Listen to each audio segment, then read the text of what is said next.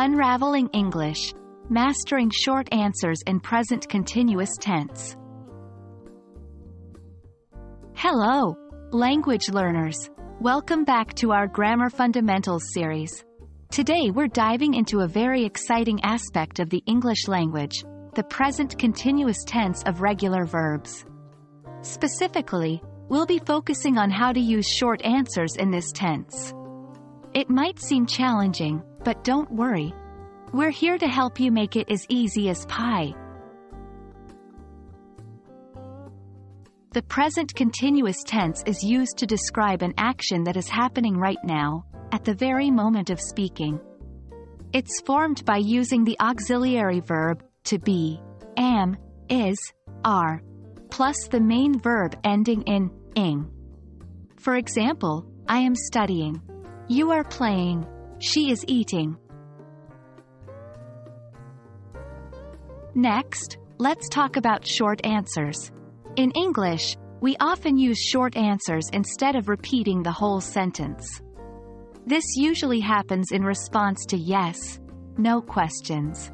The form is quite simple: yes or no, plus subject plus auxiliary verb. For example, if someone asks, "Are you studying?" a short answer could be, "Yes, I am," or "No, I'm not." Now, let's apply what we've learned to the present continuous tense. In this case, the auxiliary verb, to be, is used in the short answer. The key is to match the form of to be with the subject. For example, question, is she running? Short answer, yes, she is. No, she isn't. Question, are they cooking? Short answer, yes, they are. No, they aren't. Now that you've got the rules, it's time to put your knowledge to the test.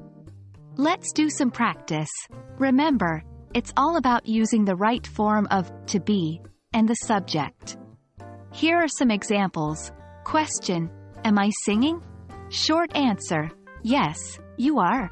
No, you aren't. Question, is he dancing? Short answer, yes, he is. No, he isn't. Try to create your own questions and answer them using short responses.